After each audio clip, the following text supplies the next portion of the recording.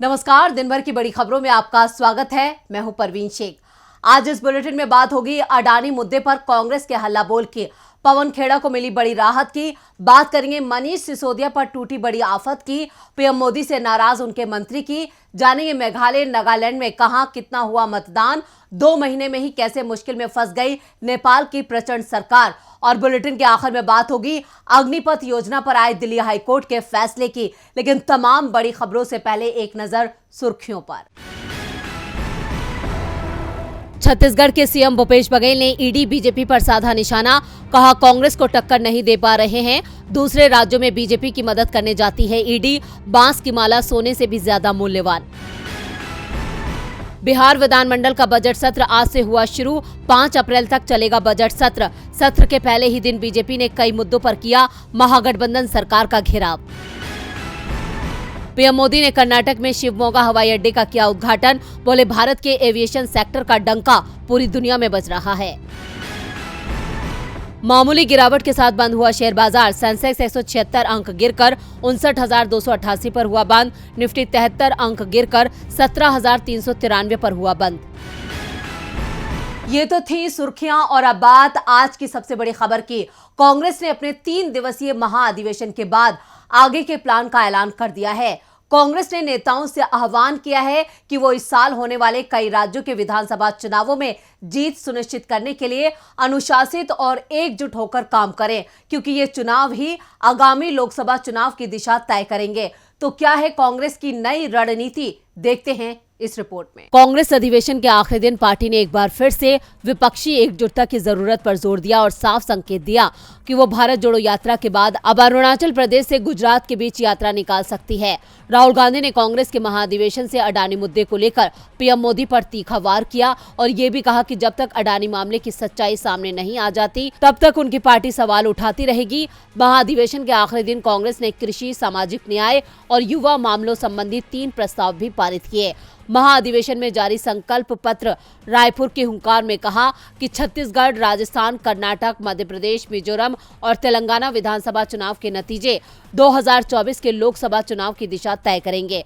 मुख्य विपक्षी दल ने कहा कि इस साल कर्नाटक, छत्तीसगढ़, मध्य प्रदेश, मिजोरम, राजस्थान और तेलंगाना में विधानसभा चुनाव होंगे जो महत्वपूर्ण हैं। हमारी जीत सुनिश्चित करने के लिए पार्टी कार्यकर्ताओं और नेताओं को अनुशासन, एकजुटता और पूरी एकता के साथ काम करना चाहिए। कांग्रेस अध्यक्ष मल्लिकार्जुन खड़गे ने भी अपने संबोधन में कहा कि मौजूदा समय में पार्टी के समक्ष कई चुनौतियां हैं, जिनसे निपटने के लिए एकता, अनुशासन और दृढ़ संकल्प की जरूरत है। खड़गे ने पार्टी के 85वें महाअधिवेशन के समापन पर यह भी कहा कि ये नई कांग्रेस का आगाज है। राहुल गांधी ने अडानी मामले पर कहा कि सच सामने आने तक पार्टी गौतम अडानी के बारे में सवाल पूछती रहेगी। उन्होंने संसद में उद्योगपति गौतम अडानी का समर्थन करने के लिए भारतीय जनता पार्टी के नेताओं को भी आड़े हाथों लिया। कांग्रेस के संगठन महासचिव केसी वेणुगोपाल ने कहा कि अडानी ग्रुप से जुड़े मामले को लेकर 6 से 10 मार्च के बीच पूरे देश में सरकारी बैंकों और एलआईसी के दफ्तरों के बाहर विरोध प्रदर्शन किया जाएगा और मार्च महीने में पर्दाफाश रैली का भी आयोजन होगा। राहुल गांधी ने यह भी कहा कि पार्टी को भारत जोड़ो यात्रा के जरिए शुरू की गई तपस्या को आगे बढ़ाने के लिए एक नई योजना तैयार करनी चाहिए और वो पूरे देश के साथ इसमें शामिल होंगे। अडानी के मुद्दे पर कांग्रेस मोदी सरकार को राहत देने की मूड में नहीं है, लेकिन कांग्रेस नेता पवन खेड़ा को आज सुप्रीम कोर्ट से जरूर बड़ी राहत मिल गई। सुप्रीम कोर्ट ने पीएम मोदी पर की गई टिप्पणी को लेकर पवन खेड़ा की अंतरिम जमानत को बरकरार रखा है। तो क्या कुछ हुआ आज कोर्ट में सुनवाई के दौरान, देखते हैं इस रिपोर्ट में। पीएम नरेंद्र मोदी के खिलाफ विवादित बयान देने के मामले में कांग्रेस प्रवक्ता पवन खेड़ा की अंतरिम जमानत शुक्रवार तक बढ़ा दी गई है। असम और उत्तर प्रदेश सरकार ने अपना जवाब दाखिल करने के लिए कोर्ट से वक्त मांगा था, जिसके बाद मुख्य न्यायाधीश चंद्रचूड़ ने 3 मार्च तक का वक्त दिया है। सीजेआई ने यह भी कहा कि पवन खेड़ा की अंतरिम जमानत भी शुक्रवार तक बढ़ाई गई है। आपको बता दें कि पवन खेड़ा पर यूपी और असम में पीएम नरेंद्र मोदी पर विवादित बयान पर 3 एफआईआर दर्ज की गई थी। 23 फरवरी को कांग्रेस के अधिवेशन के लिए दिल्ली से रायपुर जाने के दौरान असम पुलिस ने खेड़ा को फ्लाइट से उतारकर गिरफ्तार कर लिया था। इसके बाद अभिषेक मनु सिंघवी की याचिका पर सुप्रीम कोर्ट ने खेड़ा को राहत देते हुए 28 फरवरी तक अंतरिम जमानत दे दी थी। कोर्ट ने मामले की अगली सुनवाई की तारीख आज के लिए तय की थी। अब इस मामले की अगली सुनवाई 3 मार्च को होगी। 23 फरवरी को सुप्रीम कोर्ट के निर्देश के बाद दिल्ली के द्वारका कोर्ट ने खेड़ा को 30,000 के बॉन्ड पर अंतरिम जमानत दी थी। फैसला असम पुलिस के ट्रांजिट रिमांड की मांग पर सुनाया गया था। खेड़ा को राहत देते हुए सीजेआई ने कहा था, हमने आपको प्रोटेक्शन दिया है, लेकिन बयानबाजी का भी कुछ स्तर होना चाहिए। इस पर खेड़ा के वकील सिंघवी ने कहा, हम भी इस तरह के बयान का समर्थन नहीं करते। इधर मध्य प्रदेश हाईकोर्ट ने पीएम मोदी पर आपत्तिजनक टिप्पणी करने के मामले में कांग्रेस नेता और पूर्व मंत्री राजा पटेरिया को भी जमानत दे दी है। उन्हें ये जमानत 1 लाख के निजी मुचलके पर दी गई है। पवन खेड़ा को मिली इस जमानत से कांग्रेस ने भी राहत की सांस ली है, लेकिन दिल्ली के डिप्टी सीएम मनीष सिसोदिया को फिलहाल राहत मिलती नहीं दिख रही है। शराब घोटाले मामले में सीबीआई ने रविवार को 8 घंटों की पूछताछ के बाद सिसोदिया को गिरफ्तार कर लिया था। तो वहीं दिल्ली सहित देश के कई राज्यों में आम आदमी पार्टी ने मनीष सिसोदिया की गिरफ्तारी का विरोध किया। दिल्ली के डिप्टी सीएम मनीष सिसोदिया को फिलहाल कोई राहत मिलती नहीं दिख रही है। एक तरफ मनीष सिसोदिया की दिल्ली के राउज एवेन्यू कोर्ट में पेशी हो रही थी, तो दूसरी तरफ आम आदमी पार्टी के नेता और कार्यकर्ता सड़कों पर गिरफ्तारी का विरोध कर रहे थे। लेकिन इस विरोध प्रदर्शन के बीच कोर्ट में सुनवाई के बाद कोर्ट ने सिसोदिया की रिमांड पर फैसला दिया। राउज एवेन्यू कोर्ट ने मनीष सिसोदिया की 5 दिनों की रिमांड सीबीआई को दी है, यानी 4 मार्च तक मनीष सिसोदिया सीबीआई रिमांड में रहेंगे। सीबीआई ने कोर्ट से सिसोदिया को पेश करने के बाद 5 दिनों की रिमांड की ही मांग की थी, जिसे कोर्ट ने मंजूर कर लिया। सुनवाई के दौरान कोर्ट में सीबीआई ने कहा कि सिसोदिया के कहने पर कमीशन को 5 करोड़ से बढ़ाकर 12 करोड़ रुपए किया गया था। पूछताछ करने के लिए रिमांड की जरूरत है। सीबीआई की ओर से मनीष सिसोदिया की रिमांड मांगे जाने का उनके वकील दयान कृष्णा ने विरोध किया। साथ ही उन्होंने कहा कि रिमांड लेने की कोई वजह नहीं है और जांच में सहयोग नहीं करने का आरोप तथ्यहीन है। सिसोदिया के वकील ने कहा कि उपराज्यपाल की मंजूरी के बाद कमीशन बढ़ाया गया था। एलजी की जानकारी में सब कुछ हुआ था। शराब नीति में पारदर्शिता बरती गई। सीबीआई ने रविवार को सिसोदिया से 8 घंटे की पूछताछ की थी और उसके बाद सीबीआई ने उन्हें गिरफ्तार किया था। सिसोदिया आम आदमी पार्टी के दूसरे मंत्री हैं जिन्हें एक केंद्रीय एजेंसी ने 1 साल से भी कम समय में गिरफ्तार किया है। इससे पहले दिल्ली के स्वास्थ्य मंत्री सत्येंद्र जैन को मई 2022 में प्रवर्तन निदेशालय ने गिरफ्तार किया था। वो अभी भी जेल में हैं। मनीष सिसोदिया की गिरफ्तारी से आप में हड़कंप मचा है और जांच की आंच सीएम केजरीवाल तक पहुंचती नजर आ रही है। हड़कंप तो मोदी सरकार में भी मचा है। आम जनता के साथ साथ मंत्री भी मोदी राज में परेशान हैं। मंत्रियों के ही काम नहीं हो रहे हैं, जिस कारण से मंत्रियों के समर्थक भी नाराज दिखाई दे रहे हैं। ऐसे में मंत्री करें तो क्या करें? बिहार से आने वाले मोदी सरकार के एक मंत्री का इन दिनों वीडियो वायरल हो रहा है, जिसमें वो अपनी परेशानी अपने समर्थकों के साथ शेयर कर रहे हैं। तो क्या कह रहे हैं केंद्रीय मंत्री, देखते हैं ये रिपोर्ट। मोदी सरकार में मंत्रियों को काम की नहीं है आजादी। अपनी इच्छा से मंत्री नहीं कर सकते कोई काम। मंत्रियों ने जिन फाइलों को दी मंजूरी, आखिर उन्हें किसके इशारे पर रोक लिया जाता है? ये सवाल मोदी सरकार के मंत्री आरके सिंह के वायरल हो रहे वीडियो से उठ रहे हैं। बिहार के आरा से सांसद और मोदी सरकार में ऊर्जा मंत्री राजकुमार सिंह उर्फ आरके सिंह वीडियो में कहते हुए सुने जा रहे हैं, हम नॉर्मल इंसान नहीं हैं। हम दिल्ली जाकर प्रधानमंत्री को इस्तीफे की पेशकश करने वाले हैं, क्योंकि हमारे कुछ प्रपोजल रोक दिए गए हैं। इसलिए हमको कोई राजनीति समझाता है तो ठीक नहीं है। दावा किया जा रहा है कि स्थानीय लोग सांसद के अफसरशाही रवैया के कारण नाराज हो गए हैं, जिसके कारण उनकी लोकप्रियता काफी घट गई है, जिस कारण से आरके सिंह परेशान दिखाई दे रहे हैं। ये वायरल वीडियो आरा का ही बताया जा रहा है, जिसमें केंद्रीय मंत्री कुछ लोगों के बीच बैठे हुए हैं। उनके चेहरे पर परेशानी झलक रही है। आरके सिंह अपने संसदीय क्षेत्र आरा में एक कार्यक्रम में हिस्सा लेने पहुंचे थे, लेकिन यहां बीजेपी की छात्र इकाई अखिल भारतीय विद्यार्थी परिषद यानी एबीवीपी के कार्यकर्ताओं ने उनके खिलाफ नारेबाजी की। आरके सिंह के साथ धक्का मुक्की की गई और जमकर हंगामा भी हुआ। इसके बाद आरके सिंह के इस्तीफे का वीडियो वायरल हो रहा है। वायरल वीडियो को लेकर आरके सिंह की सफाई भी अब आ गई है। उन्होंने कहा कि इस्तीफे वाली बात किसी दूसरे संदर्भ में कही थी। वायरल वीडियो में वो जिन लोगों से बातचीत कर रहे थे, उन्हें कुछ बात समझाने के लिए इस तरह की बातें कह रहे हैं। उनका इस्तीफा देने का कोई इरादा नहीं है। आरके सिंह के बयान से ये साफ हो गया है कि जो वीडियो वायरल हो रहा है वो उनका ही है और इस्तीफे की जो बात वो कह रहे हैं वो भी सच है। लेकिन किस संदर्भ में ये बात कही गई है, इस पर अब जरूर सवाल हैं। मनीष सिसोदिया की गिरफ्तारी से सियासी तापमान चढ़ गया है। सियासी तापमान तो नागालैंड और मेघालय में भी बढ़ा हुआ है। आज पूर्वोत्तर के दोनों राज्यों में मतदान हुआ, जहां लोगों ने बढ़ चढ़कर अपने मताधिकार का इस्तेमाल किया। तो कितने फीसदी हुआ मतदान, देखते हैं इस रिपोर्ट। पूर्वोत्तर के राज्य मेघालय और नागालैंड की 60 सीटों पर चुनाव होना था, लेकिन आज वोटिंग 59 सीटों पर ही हुई। नागालैंड की अकुलोतो विधानसभा सीट से कांग्रेस के कैंडिडेट खे काशे सुमी ने नामांकन वापस ले लिया था, जिसके बाद बीजेपी कैंडिडेट कजेतो किनिमी को निर्विरोध विजयी घोषित कर दिया गया था। जबकि मेघालय में यूडीपी उम्मीदवार HDR लिंगदो की जान वोटिंग से पहले चली गई, जिस कारण से सियोंग सीट पर चुनाव टाल दिया गया।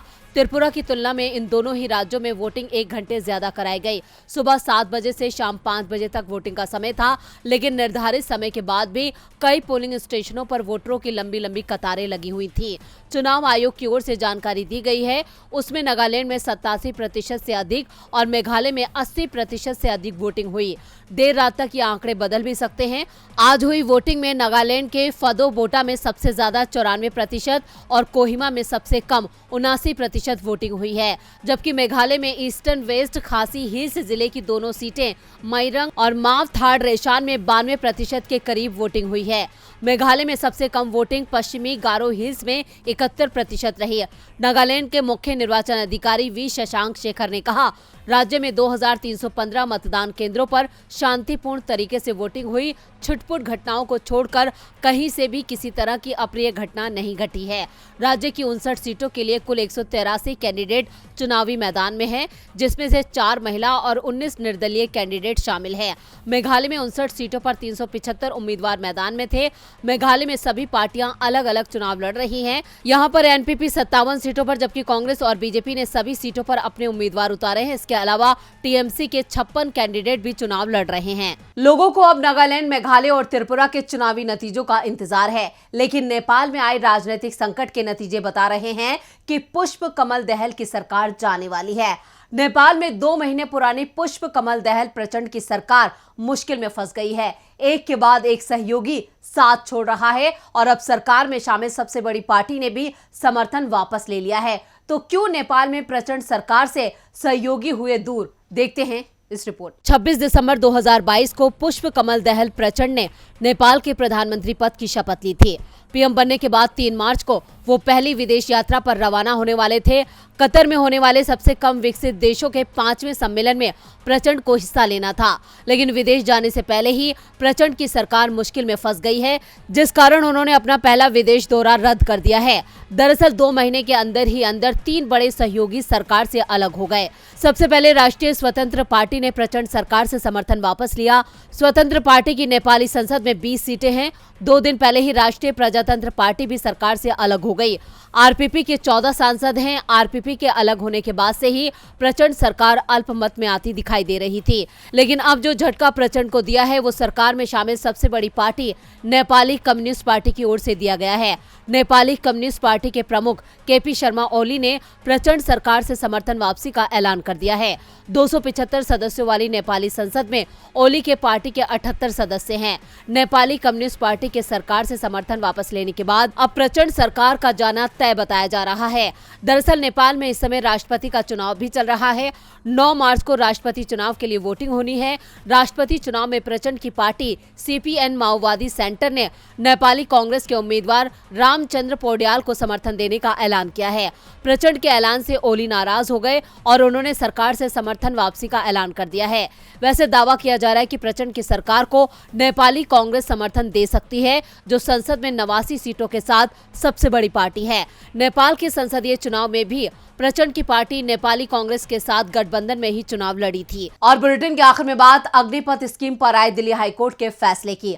अग्निपथ स्कीम को लेकर देश भर में जबरदस्त विरोध हुआ था, तो वहीं बीजेपी ने इस योजना को बड़े ही जोर शोर के साथ लॉन्च किया था। अग्निपथ स्कीम का सबसे ज्यादा विरोध बिहार में हुआ था, तो वहीं कांग्रेस ने इस योजना पर कई गंभीर सवाल उठाए थे, जिसके बाद ये मामला अदालत तक पहुंच गया था, जिस पर दिल्ली हाईकोर्ट ने सुनवाई हुई और आज अग्निपथ स्कीम को लेकर कोर्ट ने अपना फैसला भी सुना दिया है। अग्निपथ स्कीम को चुनौती देने वाली सभी याचिकाओं को दिल्ली हाईकोर्ट ने खारिज कर दिया है। कोर्ट के इस फैसले से मोदी सरकार को बड़ी राहत मिली है। कोर्ट ने सभी 23 याचिकाओं को खारिज करते हुए कहा कि इस स्कीम को लाने का मकसद हमारी सेनाओं को बेहतर तरीके से तैयार करने का है और ये देश हित में है।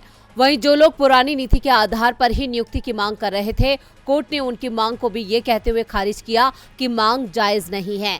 दरअसल देश के अलग अलग हिस्सों में अग्निपथ स्कीम को चुनौती देते हुए याचिका दायर की गई थी, जिसके बाद मामला सुप्रीम कोर्ट पहुंचा और सुप्रीम कोर्ट ने सभी मामलों की सुनवाई दिल्ली हाई कोर्ट में ट्रांसफर की थी। आज दिल्ली हाई कोर्ट में चीफ जस्टिस सतीश चंद्र शर्मा और सुब्रमण्यम प्रसाद की पीठ ने दायर याचिकाओं पर फैसला सुनाया। वहीं केंद्र ने अपना तर्क देते हुए कहा था कि अग्निपथ स्कीम डिफेंस रिक्रूटमेंट में सबसे बड़े नीतिगत बदलावों में से एक है। मुख्य न्यायाधीश सतीश चंद्र शर्मा और न्यायमूर्ति सुब्रमण्यम प्रसाद की खंडपीठ ने 15 दिसंबर को अपना आदेश सुरक्षित रख लिया था। दरअसल सशस्त्र बलों में युवाओं की भर्ती पिछले साल 14 जून से शुरू की गई थी। इस योजना के नियम के मुताबिक 17 से 21 साल के लोग इस योजना के लिए आवेदन कर सकते हैं। इन्हें 4 साल के लिए सेना में शामिल किया जाएगा। याचिकाकर्ताओं ने दावा किया कि बाकी 75% उम्मीदवार 4 साल बाद बेरोजगार हो जाएंगे और उनके लिए कोई योजना भी नहीं है। पेश हुए याचिकाकर्ताओं में से एक ने 12 दिसंबर को तर्क दिया था, 6 महीने में मुझे शारीरिक सहन शक्ति विकसित करनी है और हथियारों का उपयोग करना सीखना है। 6 महीने काफी कम वक्त हैं। हम राष्ट्रीय सुरक्षा से समझौता करने जा रहे हैं। तो आज इस बुलेटिन में बस इतना ही। देखते रहिए DB लाइव। नमस्कार।